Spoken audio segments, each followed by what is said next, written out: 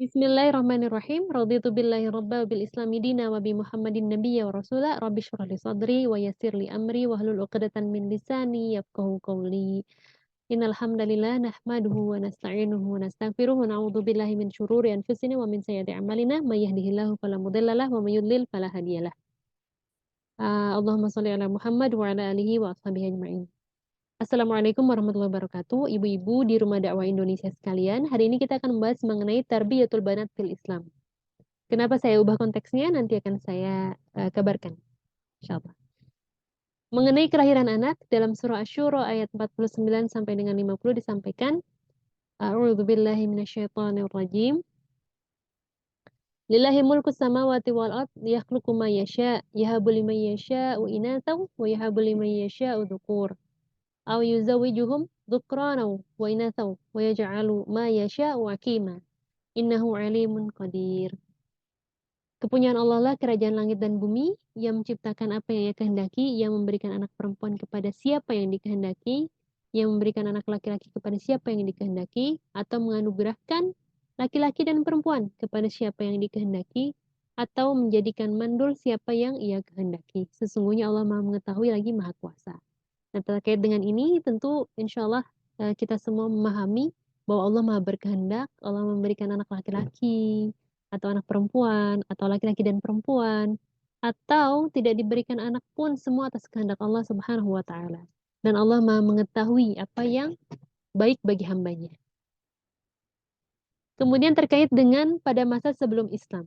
Pada masa sebelum Islam, kondisi di Romawi gitu ya, kemudian kondisi di Persia, kemudian kondisi di Arab Jahiliyah, India dan sebagainya, itu semua amat merendahkan perempuan. Bahkan di Romawi, anak perempuan itu diperjualbelikan. Di Persia pun, perempuan setara dengan air dan tanah kedudukannya. Bisa dimainkan sesukanya, bisa diperlakukan sesukanya, dan sebagainya. Dan di masa Arab Jahiliyah, ketika mereka memiliki anak perempuan, maka itu merupakan sebuah kehinaan. Kenapa? Karena pada masa itu, orang-orang Arab saling berperang antara kabilah dengan kabilah yang lain, antar suku satu dengan suku yang lain, sehingga anak laki-laki itu lebih dimuliakan kedudukannya.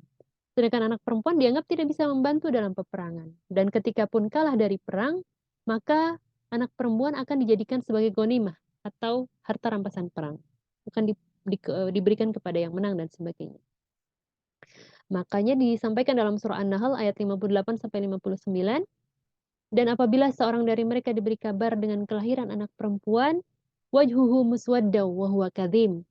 Hitamlah atau merah padamlah wajahnya dan ia amat sangat marah. Bahkan ia menyembunyikan dirinya dan menjauh dari hinaan orang-orang sampai berpikir untuk menguburkan anaknya ke dalam tanah hidup-hidup. Nah, itu kondisi pada masa sebelum Islam. Akan tetapi dalam Islam, justru Rasulullah Shallallahu Alaihi Wasallam memotivasi kita untuk berbuat baik kepada anak perempuan. Dalam hadis dari Anas bin Malik radhiyallahu an, beliau mengatakan bahwa Rasulullah berkata, barang siapa yang mengayomi dua anak perempuan hingga dewasa, maka ia akan datang pada hari kiamat bersamaku. Dan disampaikan bahwa Nabi menggabungkan jari jemari beliau.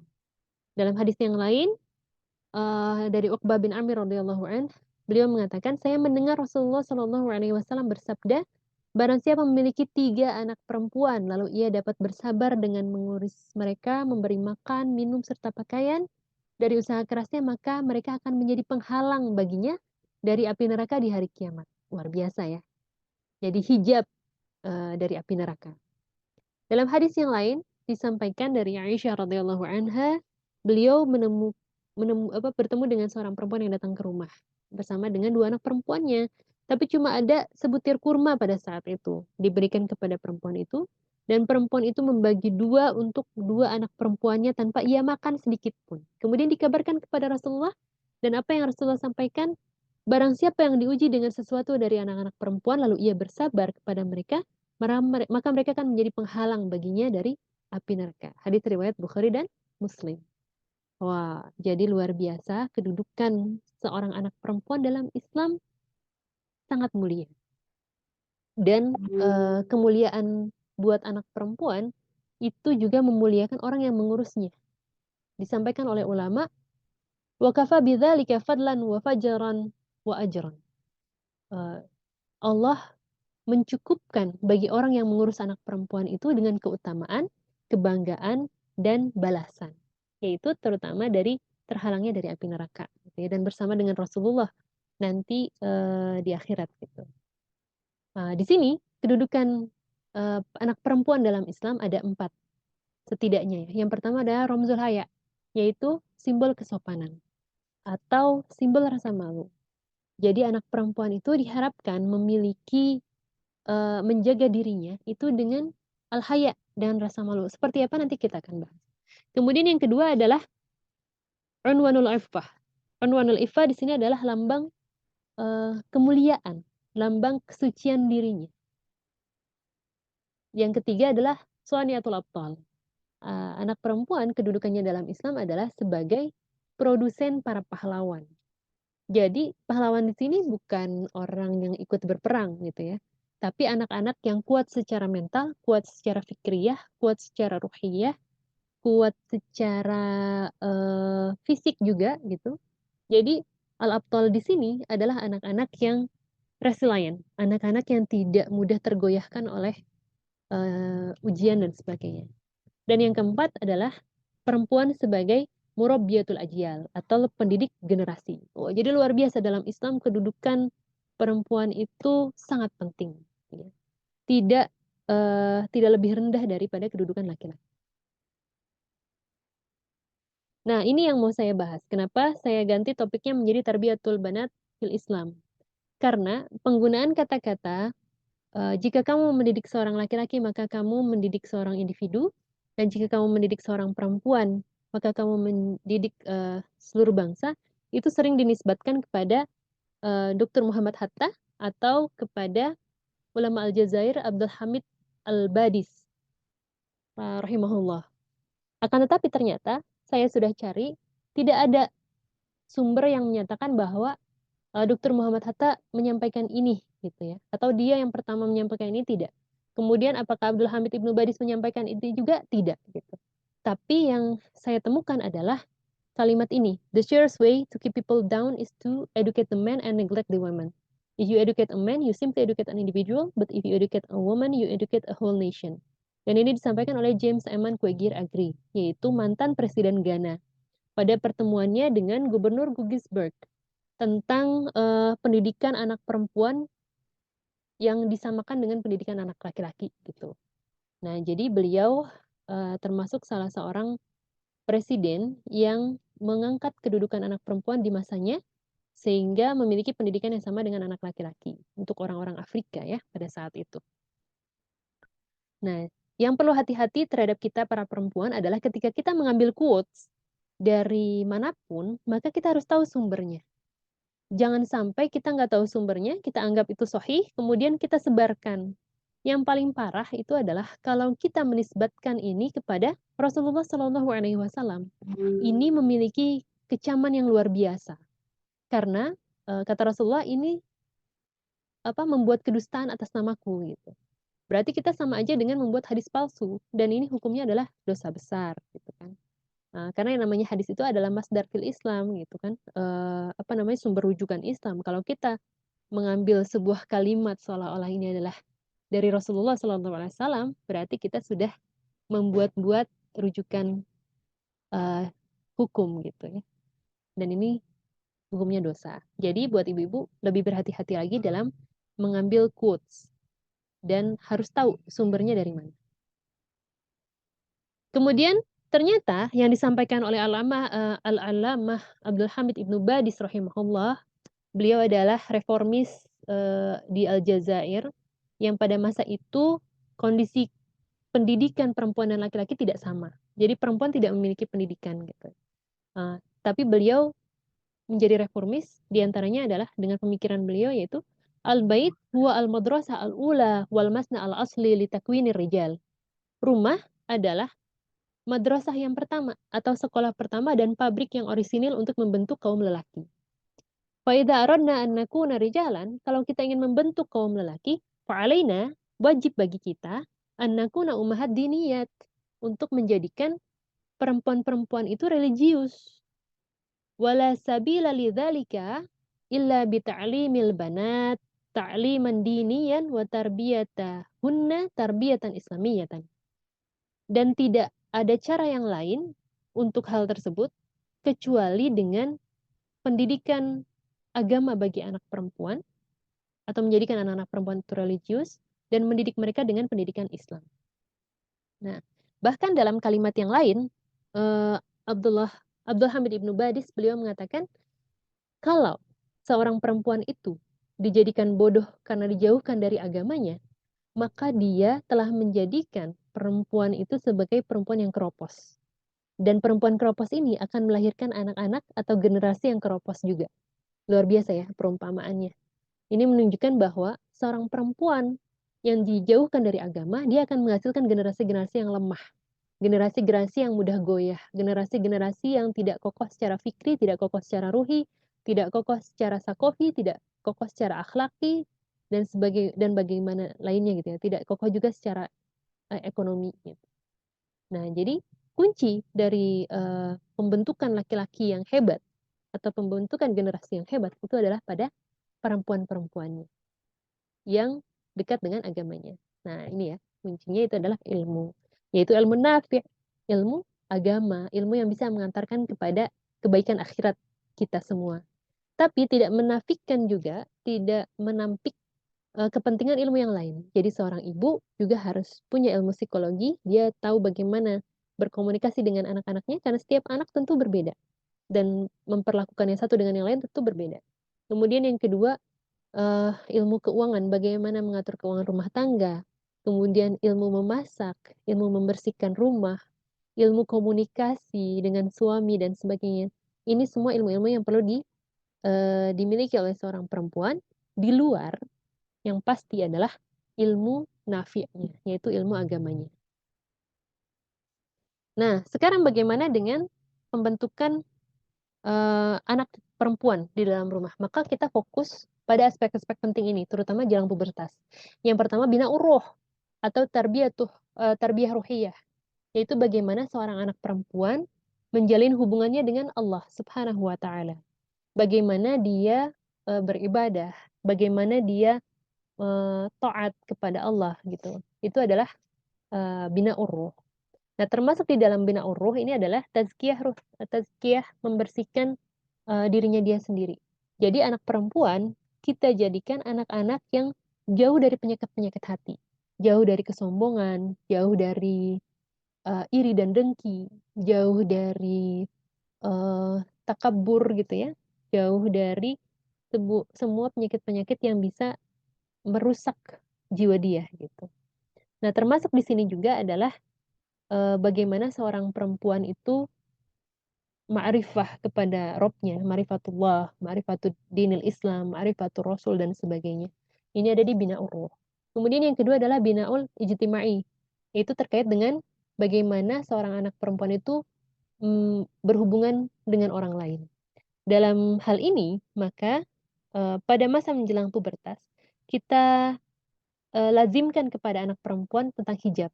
Bagaimana berhijab, bagaimana di luar, bagaimana mahram, dan sebagainya. Kemudian bagaimana juga melaksanakan kewajiban-kewajiban di rumah, membersihkan rumah, dan sebagainya. Nah, terkait dengan hubungan sosial juga, bagaimana dia menjaga adab-adab yang dia sudah pelajari di rumah, kita dibawa ke lingkungan sosialnya. Itu bagaimana dia adab makannya di rumah dibawa keluar, kemudian adab minum, adab pakaian, bagaimana adab dalam berkomunikasi, dan juga bagaimana dia berdandan dalam kesehariannya dia.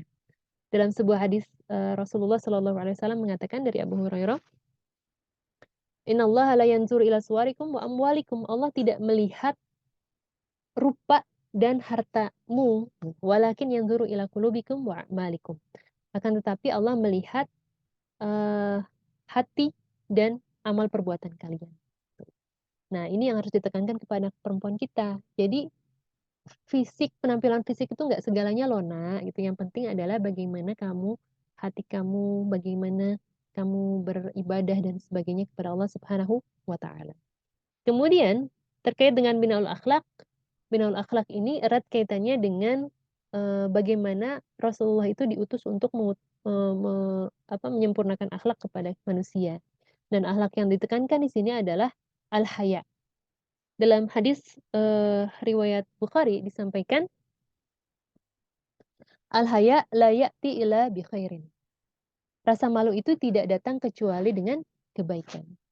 Itu dari Bukhari. Sedangkan teks dari Muslim, al-haya kulhu khair. Bahwa rasa malu itu seluruhnya adalah kebaikan. Kenapa? Karena rasa malu yang harus ditunjukkan di sini adalah rasa malu kita kepada Allah. Rasa malu kita untuk ditemukan berada dalam maksiat gitu oleh Allah Subhanahu wa taala. Rasa malu kita ketika ditemukan tidak optimal dalam ketaatan kita kepada Allah Subhanahu wa taala. Dan juga rasa malu kita ketika berhubungan dengan orang lain, rasa malu kita ketika berhubungan dengan orang yang lebih tua dan yang lebih muda, itu semua adalah di binaul akhlak. Nah, yang terkait dengan ini adalah tadi ya yang terkait dengan binaul ijtimai, almaru ala dini khalilihi falyanzur ahadukum man yukhalilu. Seseorang akan mencocoki kebiasaan teman karibnya. Oleh karenanya perhatikanlah siapa yang akan menjadi teman karib kalian. Nah, ini seorang anak perempuan juga harus memperhatikan siapa teman yang dia gauli setiap harinya gitu ya. Nah, binaul akhlak seperti itu. Kemudian, bagaimana pengkondisiannya? Ya, itu dimulai dari rumah. Bagaimana seorang ibu dan ayah dan di rumahnya itu dikondisikan untuk cinta kepada Allah dan Rasulullah. Ketika dia sudah cinta pada Allah, maka akan timbul ikhlas pada dirinya. Melakukan ibadah semua untuk Allah aja. Kemudian ketika dia cinta kepada Rasulullah, maka dia akan ittiba. Dia akan mengikuti apa yang Rasulullah perintahkan. Dan disinilah munculnya ketaatan total gitu ya, ketakwaan. Dan kita jauh dari larangan-larangan Allah. Kemudian yang kedua, kerjasama antara ibu dan ayah. Nah, ini penting, apalagi harus punya visi dan misi yang sama. Sehingga anak-anak juga dibentuk menjadi orang-orang yang diharapkan memenuhi visi dan misi itu. Kemudian keteladanan ibu. Nah, bagaimana anak perempuan itu melihat ibunya, yaitu bagaimana ibunya berpakaian, bagaimana ibunya berbicara, bagaimana ibunya eh, memperlakukan anak-anaknya gitu ya, bagaimana ibunya berkomunikasi, itu semua menjadi teladan buat anak perempuannya. Kemudian kedekatan dengan ayah. Nah, ini penting pada masa pubertas karena ketika anak tidak mendapatkan kedekatan dengan ayahnya, maka dia akan mencari sosok laki-laki yang lain. Dan itu biasanya dicari di luar dari laki-laki yang lain. Maka kita menghindarkan itu. Bentuklah kedekatan dengan ayah. Yang keempat adalah bi'ah solihah, yaitu lingkungan yang kondusif untuk beribadah, lingkungan yang kondusif untuk belajar agama dan sebagainya. Kemudian kita juga ceritakan kisah-kisah muslimah yang heroik. Ada Laksamana Kumalahayati gitu ya, ada Rahma El Yunusiyah, kemudian ada juga Hajah Rasuna Said. Kalau dari masa Rasulullah tentu ada Sayyidah Aisyah radhiyallahu anha, Sayyidah Khadijah radhiyallahu anha, Sayyidah Fatimah radhiyallahu anha, ada Ummu Sulaim radhiyallahu anha, ada Ummu Imarah Nusaybah bintu Ka'ab radhiyallahu anha, dan sebagainya. Kemudian uh, kita mengkondisikan rumah. Rumah yang kondusif adalah rumah yang di dalamnya uh, terbuka komunikasi antara ayah dan anak, ibu dan anak gitu ya, antara ibu dan ayah, antara anak semuanya. Kemudian ada dialog yang baik, ada rasa cinta, ada kelemah lembutan, ada saling sayang, dan tidak lupa juga ada rasa hormat dari anak ke orang tua, dan ada juga rasa sayang dari orang tua ke anak. Itu adalah rumah yang kondusif, sehingga anak tidak mencari lingkungan kondusif lainnya di luar dari rumahnya. Kemudian terkait dengan memanfaatkan waktu. Nah, waktu luang adalah waktu yang sangat krusial buat anak perempuan. Karena anak perempuan zaman sekarang tentu amat sangat dekat dengan gadget. Ketika dia luang, dia bisa melakukan hal-hal yang eh, misalnya membuka YouTube atau TikTok atau Instagram atau membuat konten gitu. Nah, maka di sini yang paling penting adalah kita menumbuhkan rasa ihsan. Bagaimana dia melakukan segala sesuatu itu tidak bertentangan dengan perintah Allah. Nah, disinilah munculnya imunitas dan wikoyah atau tameng gitu. Sehingga dia tidak sembarangan dalam menggunakan gadget yang dia miliki. Kemudian terkait dengan penggunaan internet, maka butuh mediasi dan moderasi. Kita beritahukan kepada anak kita bagaimana dia membuat konten itu aman dari saluran perkenalan. Kemudian gambar-gambar yang dia publikasikan tidak bertentangan dengan aturan Islam. Ini untuk menghindari bahaya atau mudarat yang lebih besar gitu ya kepada anak perempuan kita. Bagaimana bersuara, bagaimana untuk tidak berjoget dengan bebas dan sebagainya itu ada di mediasi dan moderasi dalam penggunaan internet. Kemudian yang terakhir adalah pergaulan dengan lawan jenis. Bagaimana anak ini tahu ini mahram atau bukan, bagaimana harus berperilaku terhadap lelaki, tidak ikhtilat, menjaga pandangan gitu ya. Kemudian menjaga kemaluannya dan sebagainya. Nah, itu tetes-tetes sekalian bahwa kita sebagai perempuan ternyata punya peran yang luar biasa dalam Islam. Yang pertama adalah kita ramzul haya, yaitu kita sebagai simbol kesopanan. Kemudian kita juga unwanul iffah, atau lambang kesucian. Kita juga soniatul abtal. Kita adalah produsen para pahlawan. Kemudian kita juga murabiyatul ajyal. Kita juga adalah pendidik generasi. Dan tentu kita ingin anak-anak perempuan kita juga menjadi itu gitu ya. Anak-anak kita menjadi simbol kesucian, menjaga muruahnya dia, menjaga kemuliaan diri dia, kemudian menjadi orang yang bisa menciptakan pahlawan-pahlawan yang hebat di bawahnya gitu ya. Kemudian juga bisa menjadi pendidik generasi. Maka itu insya Allah yang akan kita bentuk dari sini gitu ya. Mudah-mudahan bisa memberikan masukan yang luar biasa buat ibu-ibu sekalian. Penutupnya adalah ini kata-kata dari Mahdi Al-Manjarah, ulama dari Maroko. Dalam kitabnya beliau mengatakan, jika kamu mau menghancurkan peradaban, maka cukup dengan merusak 3 pondasi utama ini. Yang pertama adalah hancurkanlah keluarga, yang kedua hancurkanlah pendidikan, dan yang ketiga hancurkanlah keteladanan. Bagaimana cara menghancurkan keluarga? Yaitu dengan menjauhkan ibu dari institusi keluarga. Perempuan-perempuan jadi nggak punya anak, jadi nggak mau punya anak gitu ya. Perempuan tidak mau menikah. Kemudian perempuan juga ketika dia menjadi ibu tidak menjadi ibu yang mengayomi gitu. Nah ini adalah perempuan. Kemudian menjauhkan pendidikan atau menghancurkan pendidikan bagaimana? Dengan menjadikan guru-guru itu hanya untuk mengajarkan ilmu saja, tidak mendidik. Nah, ini adalah cara untuk menghancurkan pendidikan. Dan yang terakhir adalah dengan merusak atau menjatuhkan keteladanan. Ya, gimana caranya? Yaitu dengan menjatuhkan para ulama. Jadi ulama-ulama besar dibuat stigma negatif dan sebagainya. Itu adalah cara untuk menghancurkan keteladanan. Yang terakhir, mari kita sama-sama bersyukur kepada Allah karena Allah telah meninggikan kita, meninggikan kita para perempuan dengan firman-firmannya dan hadis-hadis. Maka dengan itu marilah kita menjaga kemuliaan kita. Kita laksanakan aturan-aturan Islam karena sesungguhnya dalam aturan itu ada kebaikan untuk kita. Al-haq min rabbik fala takunanna minal mumtarin. Demikian dari saya. Assalamualaikum warahmatullahi wabarakatuh.